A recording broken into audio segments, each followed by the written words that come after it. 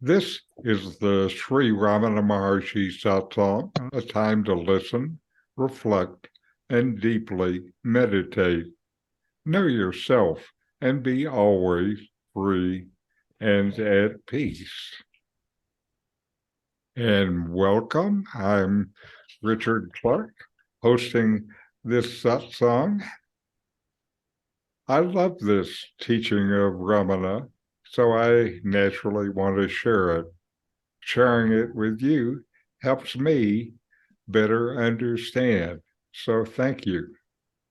I'm reviewing and commenting on the book, Talks with Ramana Maharshi, and this week is from Talk 91.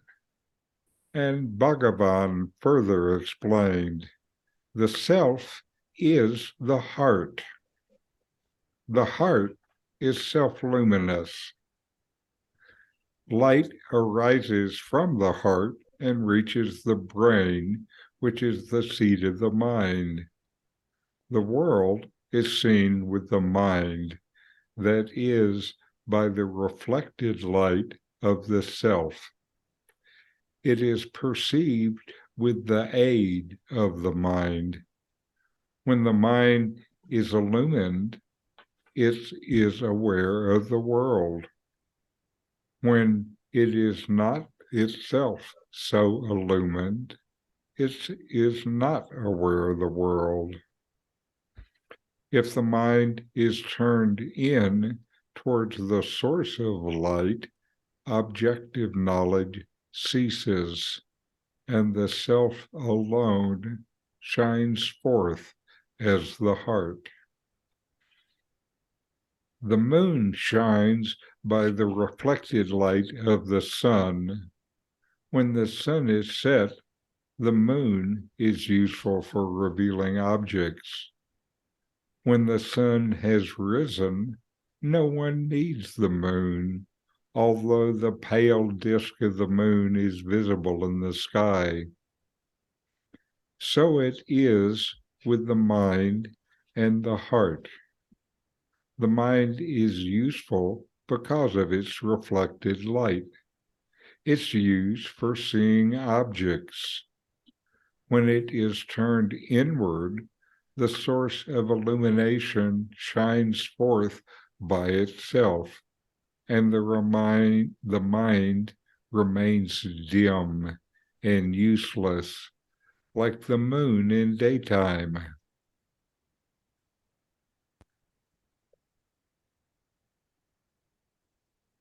Ramana Maharshi often spoke of the heart as a metaphor for the true self. He explained that the heart is not the physical organ, but rather the spiritual center within the body that is the source of the awareness, the knowing light of existence and consciousness, which it lends to our mind and body. The true nature of our being, which is the self, is located in the heart, not the physical heart, but rather the spiritual heart. The self, this spiritual heart, is not really located anywhere in the body. It is not physical. The self is self-luminous, meaning that it shines on its own. It knows on its own without the need for any other external source of light or knowing. Self-luminous means self-knowing. It knows itself by itself, needing nothing else to know itself but itself. The light of the self, that is the knowing awareness of the self, rises from the heart to the brain, which is the seat of the mind. It is with the mind that we perceive the world around us. What we perceive is objective to the mind, known by the mind. If the mind sees something as this, then it is objective. It is a known object. It is objective awareness. This is the case even for subtle things like thoughts and feelings. They too are known, so they are objective, even though subtle. However, the mind itself is not the source of the light, the knowing awareness, but rather it reflects the light of the self. There is only one knower, and it is that knower which knows the mind. That knower is who we are. When the mind is illuminated by the light of the self, it becomes aware of the world. But when the mind is not illumined, it's not aware of the world, like in deep sleep. In other words, our objective perception of the world is dependent upon the illumination of the mind by the light of the self. If we turn our mind inward towards this internal source of light, of knowing, objective knowledge ceases, and the self alone shines forth as the heart. This is non-objective knowing. When we turn our attention away from the external world and towards the source of our own consciousness, we can experience the true nature of our being, which is the self. The moon shines by the reflected light of the sun. Similarly, the mind is shining by the reflected light of the self. Mind is used for seeing objects in the world, but when the mind is turned inward towards the source of illumination, the self shines forth on its own, and the mind remains dim and useless, like the moon in daytime. Ramana Maharshi emphasizes the importance of turning our attention inward towards the source of our consciousness, which is the self.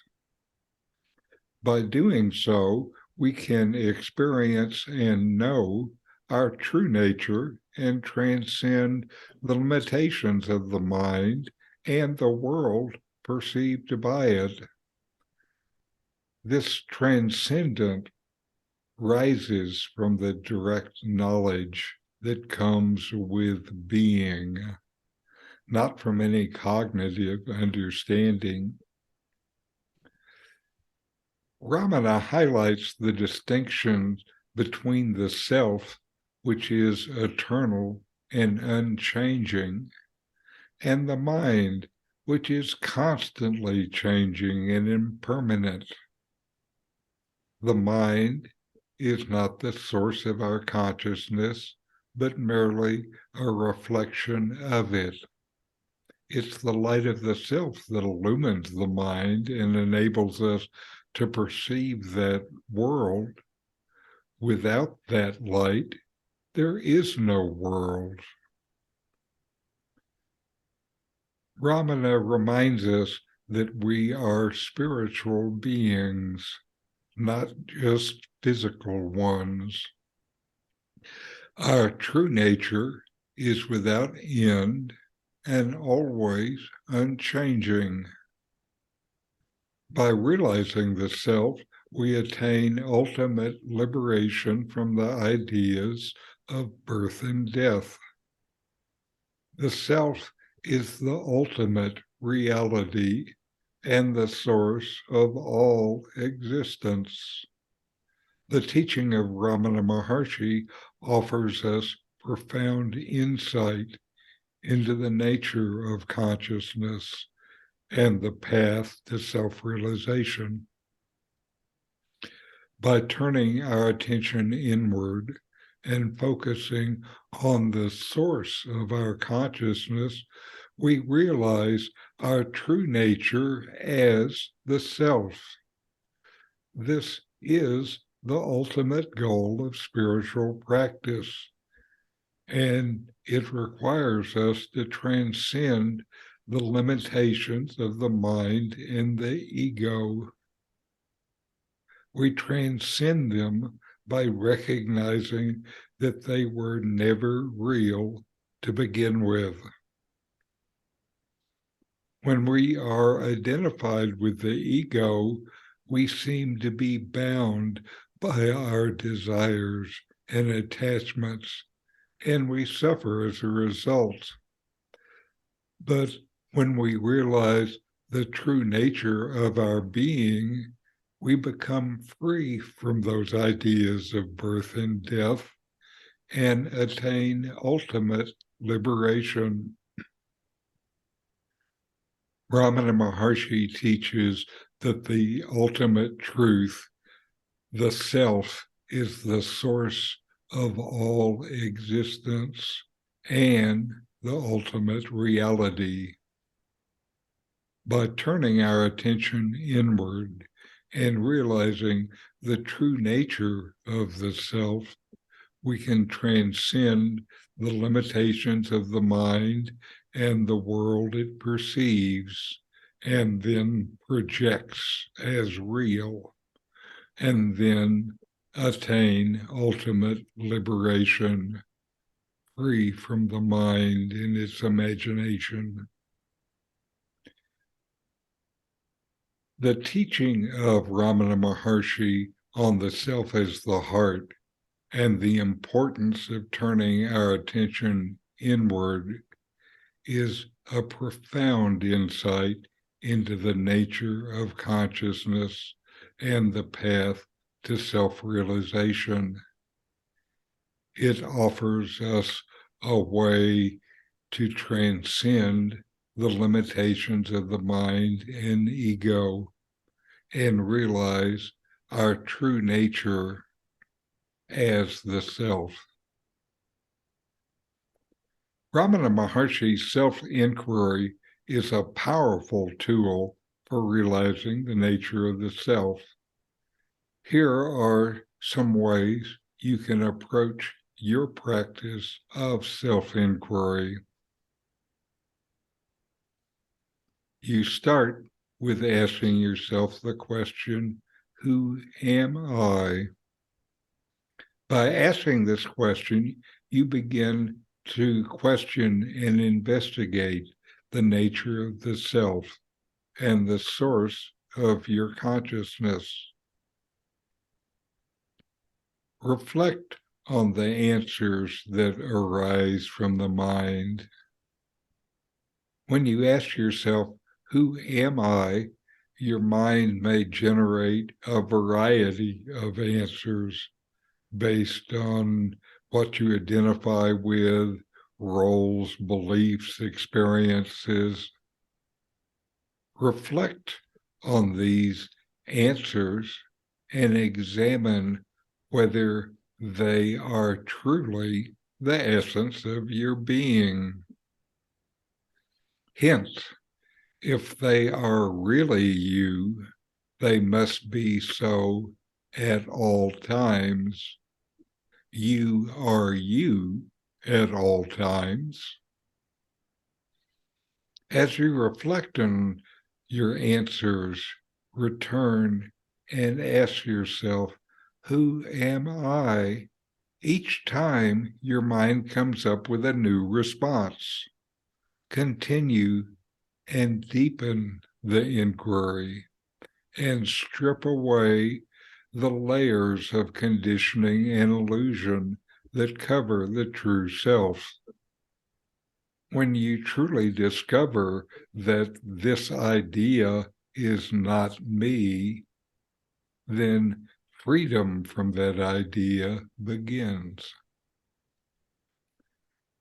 Stay with the question.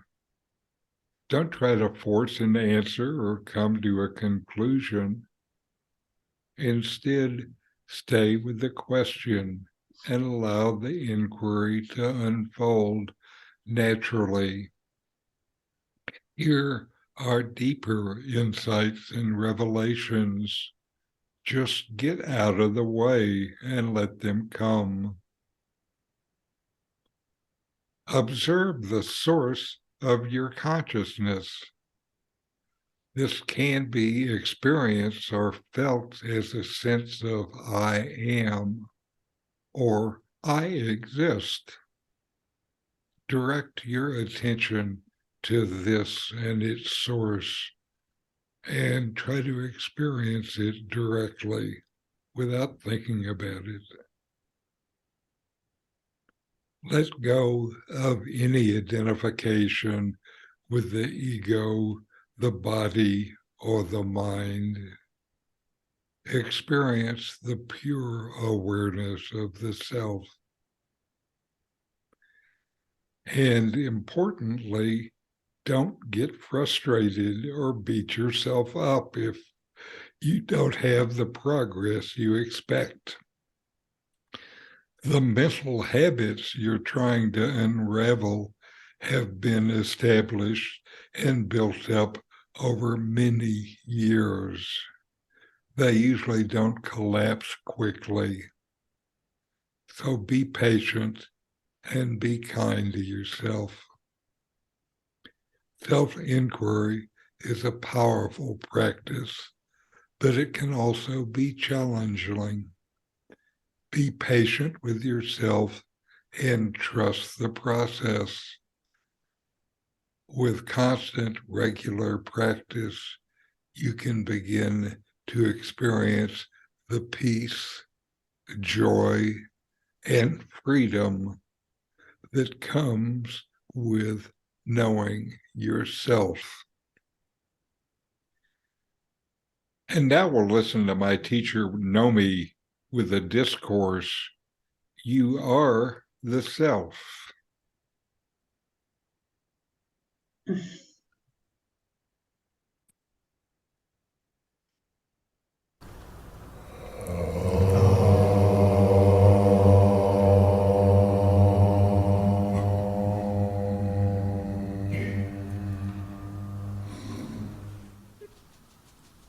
Sri Bhagavan instructs again and again that you are the self.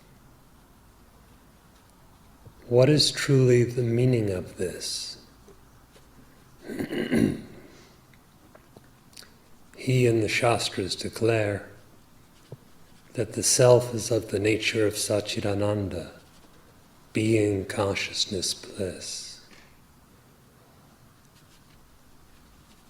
The Upanishads speak of Brahman as Satyam Shivam, Satyam Jnanam Anantam, the true, the knowledge, the infinite. And go on to describe such as unborn, imperishable, unconditioned, without change, without multiplicity, devoid of bondage, free of illusion, and so forth and so on. And then they say of this Brahman, I am Atma Brahman. This self is Brahman. And Aham Brahmasmi, I am Brahman. And by way of instruction, Tattvamasi, that you are. What does it mean? You are the self, you are Brahman.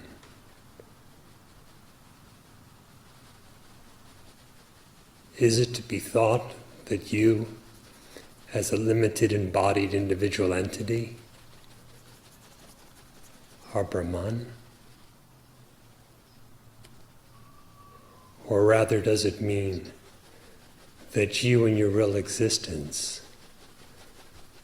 bodiless, mind-transcendent, egoless, birthless, deathless, changeless, pure existence, are Brahman?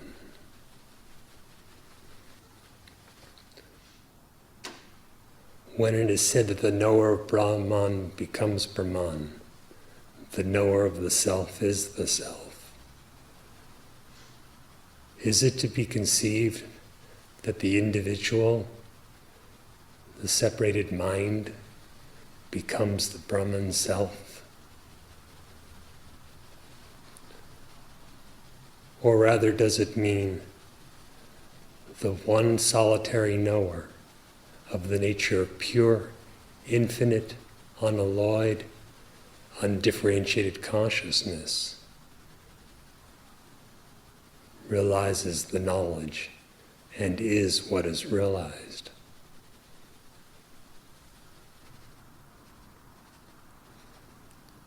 When the truth is declared that you are the eternal, you are the infinite, can it refer to a body?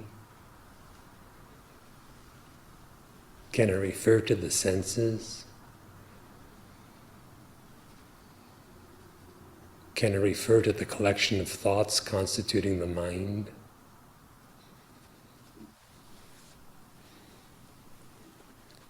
Can it possibly refer to any individuality whatsoever?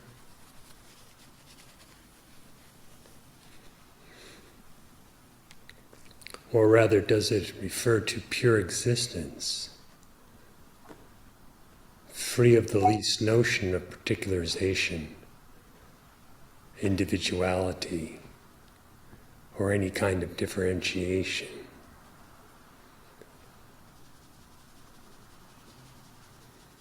When it is declared that the real nature of the jiva is the Supreme Self,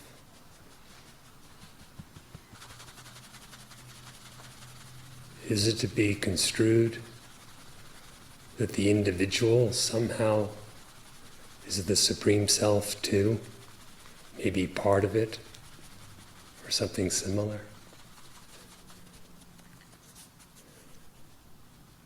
Or rather, does it mean that right where in imagination, in ignorance, jivatva, individuality, was imagined, there exists only unqualified, undivided, absolute being?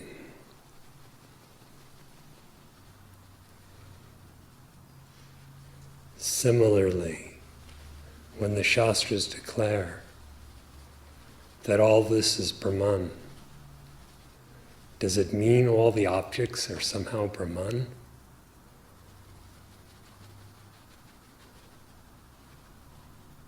The same scriptures declare the universe to be an illusion, completely unreal.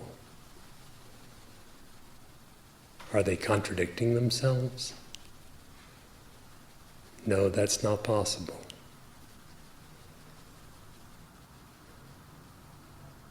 Rather, does it mean just where one thinks, one perceives an externalized world, a differentiated universe, there actually exists only one undivided Brahman, the vast absolute existence?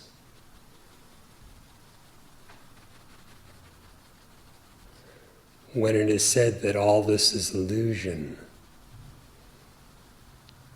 is it to be supposed that illusion actually exists?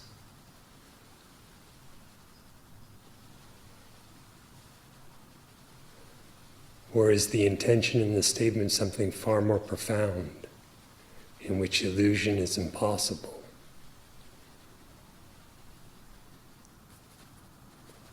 Again, similarly, when the Maharshi declares that the eternal self is now also,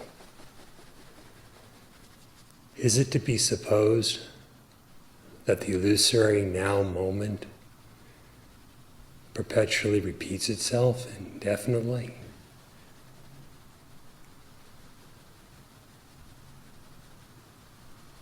Or rather, does it mean the eternal exists always, without past, present, or future?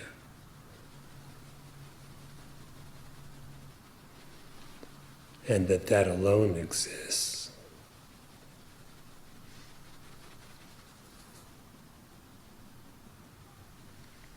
In short, we should understand and not misunderstand.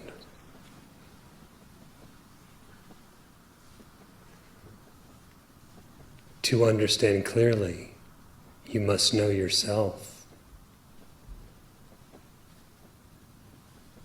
What is yourself?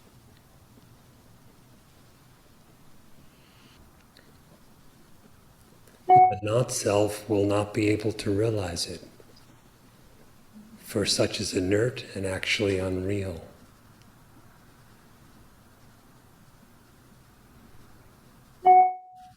Self-knowledge is self-luminous and is in and for and by the self alone.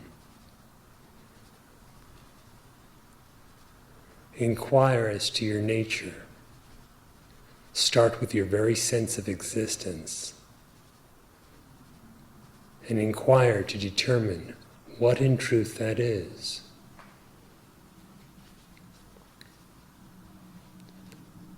Since it is evident that you cannot be a thought, the inquiry should be mind transcendent right from the beginning.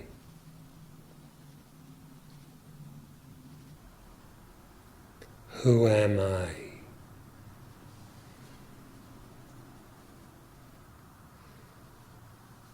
Turn inward in quest of the answer. The answer is non-objective. Your very existence, the nature of your consciousness, is the answer.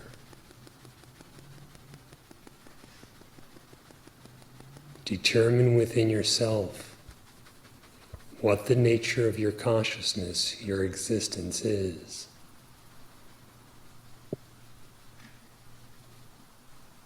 If this inquiry is thorough, deep, and constant, Brahman knows Brahman. The self reposes in itself and abides as the one reality without a second.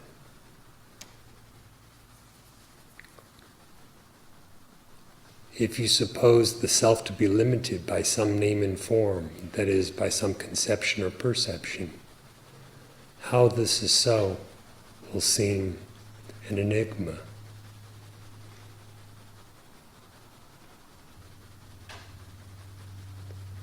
But it will be self-evident if you inquire and determine what the self is, free of the least trace of misidentification.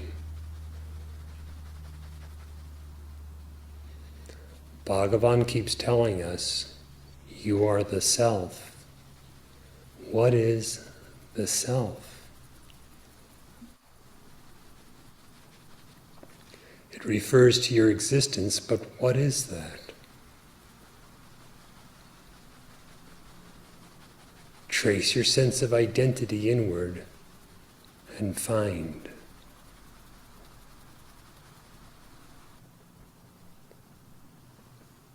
You are the self.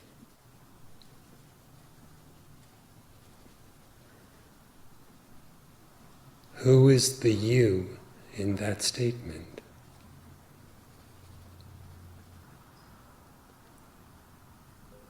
You are the self, he instructs. Who is the you that is the instructed?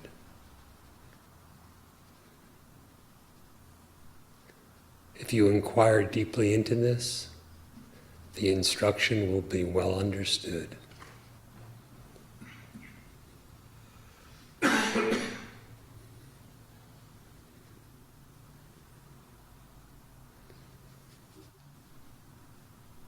If that is understood, there is the perfect fullness of immutable peace.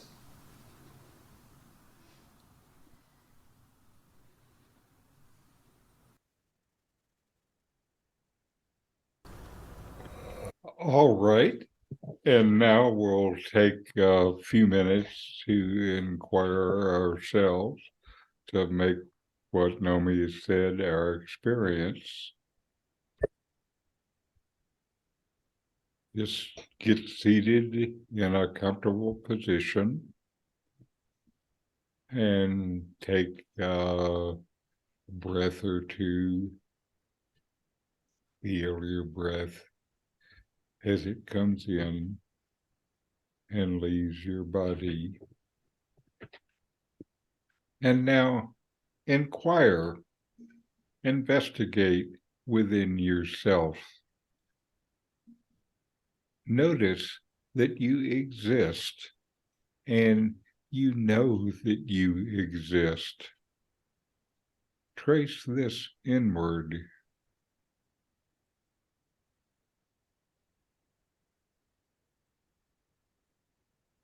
How do you know you exist? Is this sense that you exist from some body sensation? Is it something sensed? Do you sense your existence?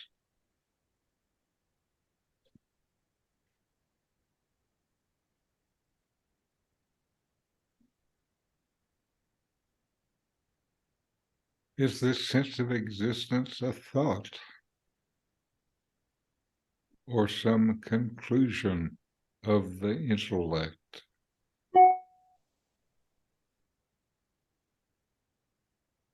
Or is it something you just know directly and immediately?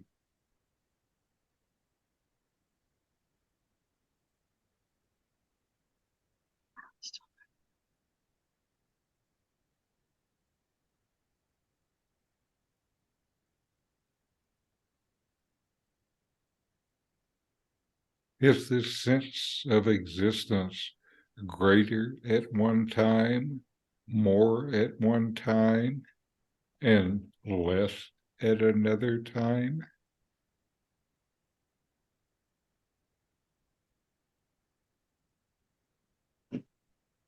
Or is it always the same?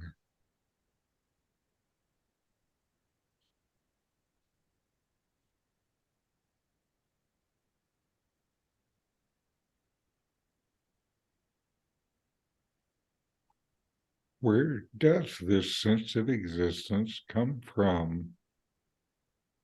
Is it from my body, the senses, the life force pulsing within me, my thoughts, my intellect that organizes thoughts into meaning? Is it from the peace of deep sleep or deep meditation?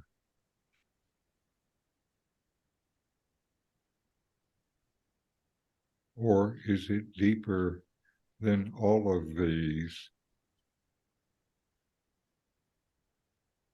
It knows all of these.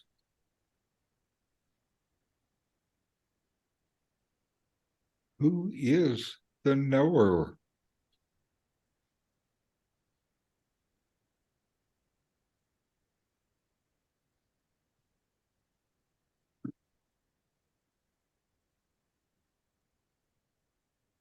Who am I?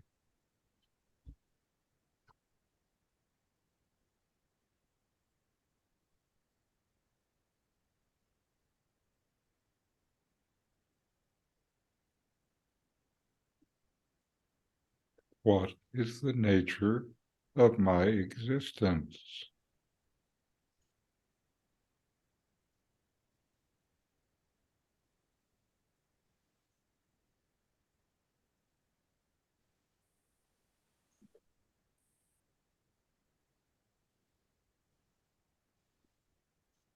what actually exists while everything else comes and goes.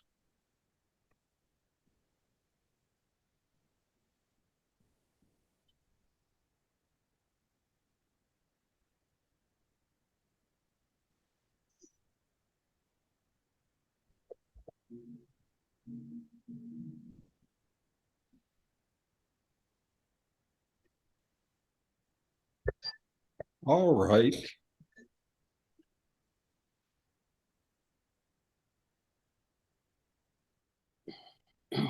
And let's close with a chant. Om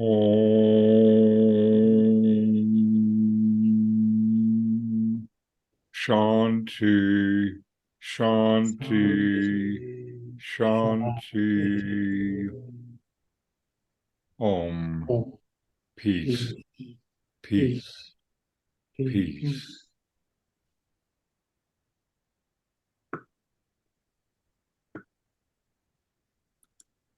All right.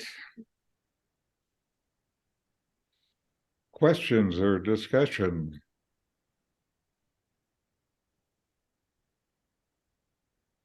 Or just sit in the peace? It's the only worthwhile question to which there's no answer, because any answer is a limit. That's right.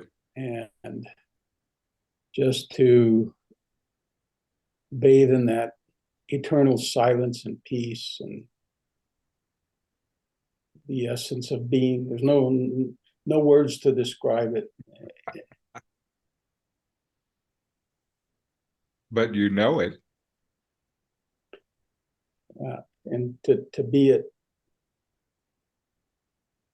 to know it, to be it.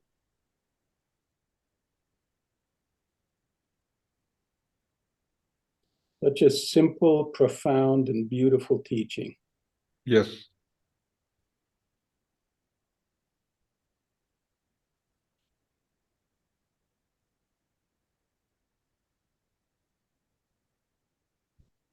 Well, good to be with you. And namaste. And we'll see you next time for more of Ramana Maharshi's wisdom. Yes. Thank you, Richard. Okay.